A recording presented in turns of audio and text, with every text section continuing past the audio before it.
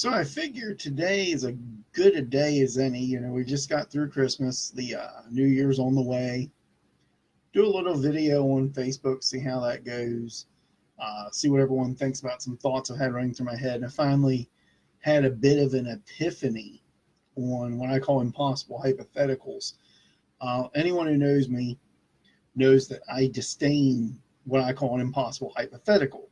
An impossible hypothetical almost always starts out with something like, you're in this situation and you've got to make this choice. And this choice is this terrible choice between one person's life and another, or one terrible action and another terrible action. It's invariably this thing that you have no power over, that the power has been taken away from you.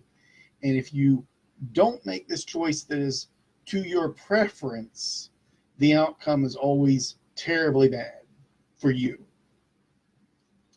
Now, these impossible hypotheticals almost always have your children or your family or someone else important to you, or something else important to you, hostage. They kind of remind me of the Saw movies, which I know a lot of people who are into them, so I watched them.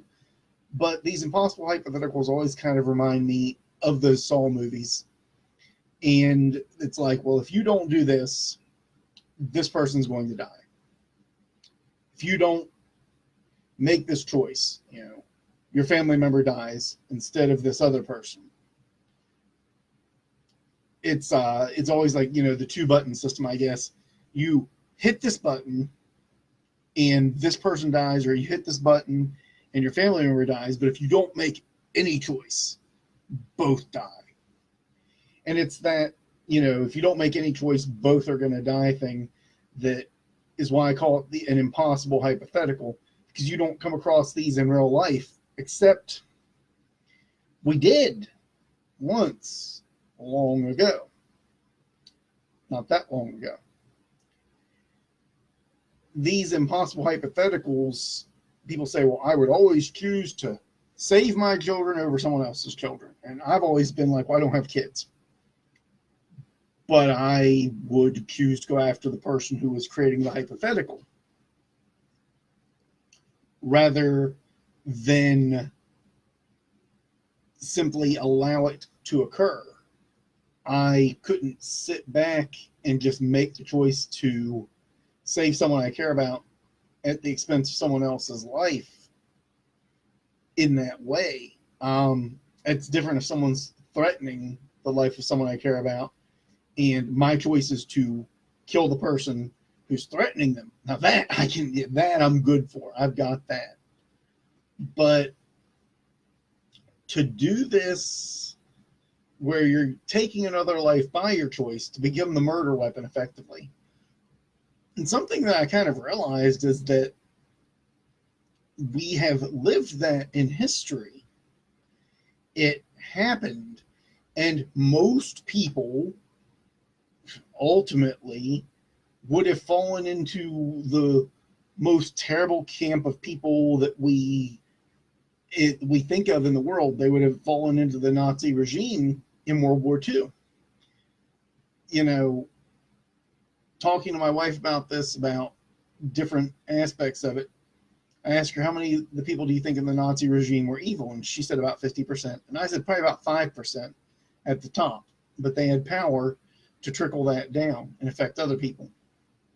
So when you look at these impossible hypotheticals, and again, I hate impossible hypotheticals, so that you understand, but I hate them because they're impossible. A real world hypothetical existed, though. A real world impossible hypothetical did exist, and it was, you put these Jewish people in jail, you lock them up, you hold them there.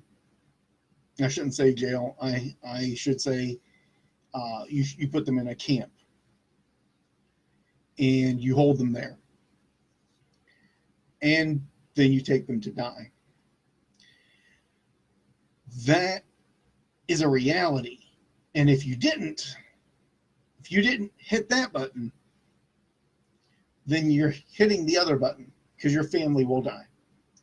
We will take stormtroopers over and shoot everyone you care about, and then you will die. And then, since you did not make the choice to do as we told you must do, those people will still die. You may have bought them an hour or two. If you let them go, you made the choice for your family to die. If you could get them to safety in an obvious display against tyranny, then your family will definitely die. So what you had were thousands upon thousands of people that became complicit because they were given an impossible hypothetical that became possible.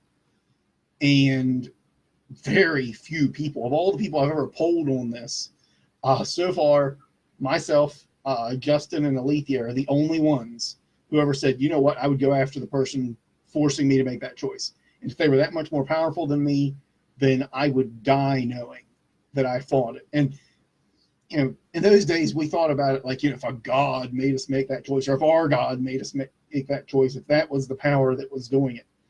Then I realized, as I was sitting here looking at history and the current moments and what people were talking about, and then thinking back on, you know, what was really done. People lived this. People lived this impossible hypothetical. They were told, you kill this person or someone you love is going to die. Everyone you love is going to die. Then you're going to die because we're going to make you watch. And then that person's going to die anyway. So you either hit the button and people die. And then how many times are you going to hit the button? Are you going to hit it until you become numb?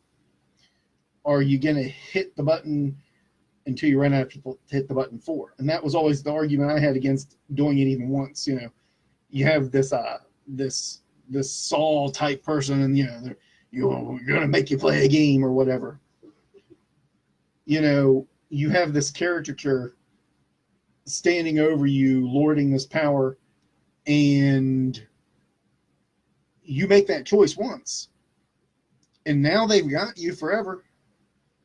And it took this long for me to really understand why it rubs me so wrong when people say, well, I would choose my loved one over anyone else's loved one, because it happened.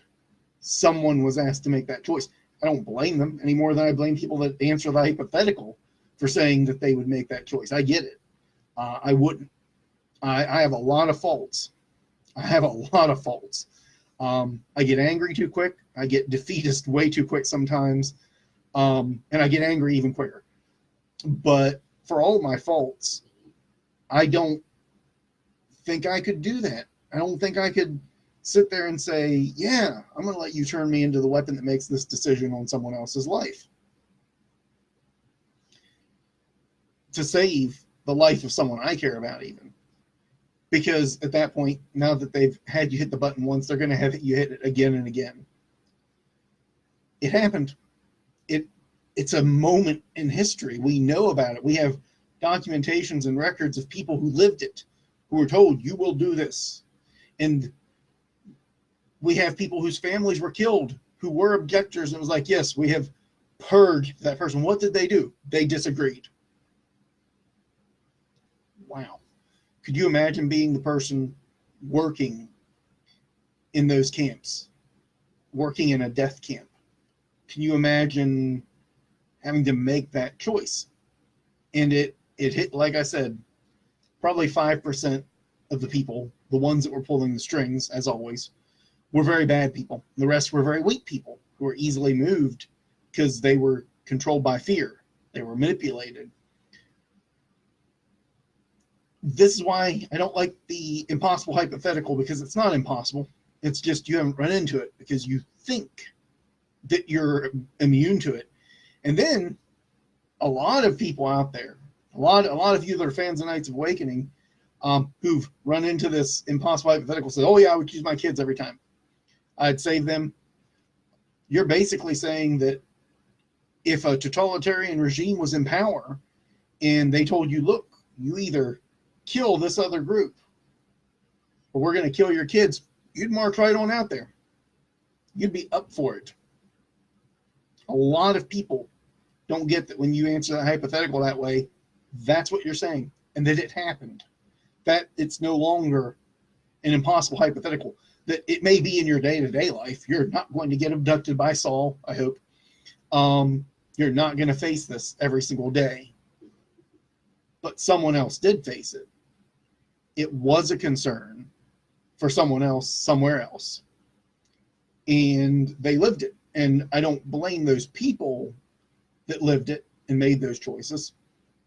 I know what choices I would have made, but I'm a different person. As I said, my faults fall into more the side of negative emotions of anger or despair, and less in emotions of fear of something being taken away from me, because usually once I get to that point, I'm ready to fight.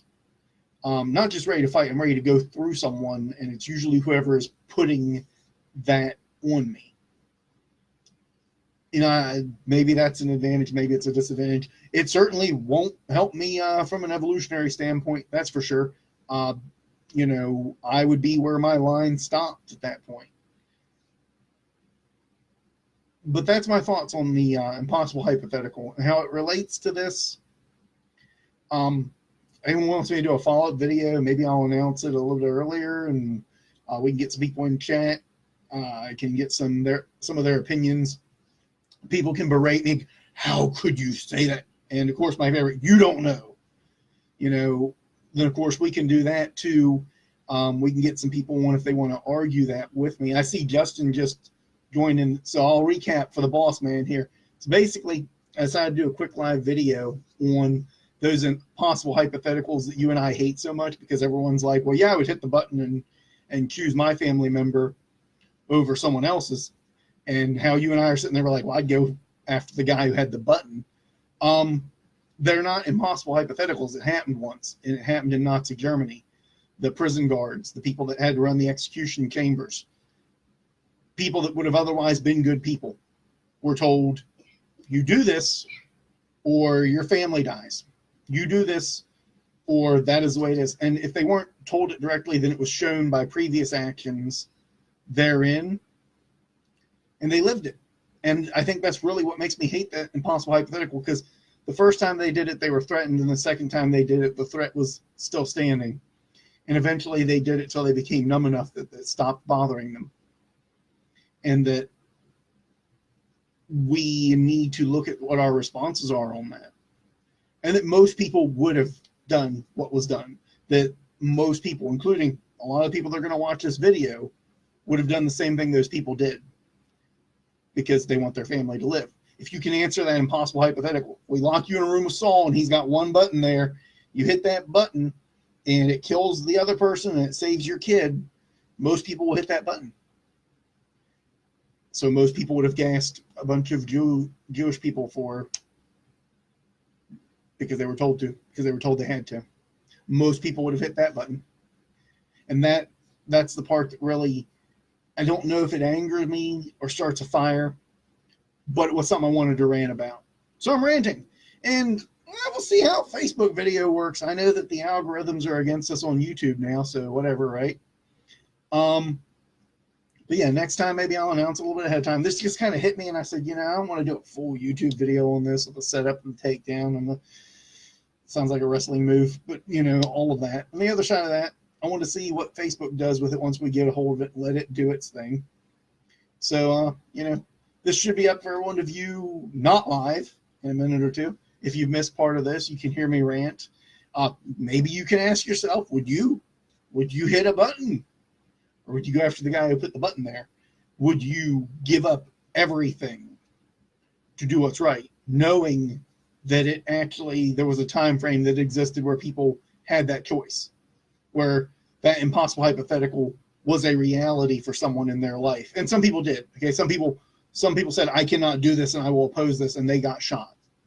Would you be that person? Or would you be like, no, man, I can't see my kids die. I'm going to go hit some buttons. You know, bring me more buttons if it guarantees the lives of my children.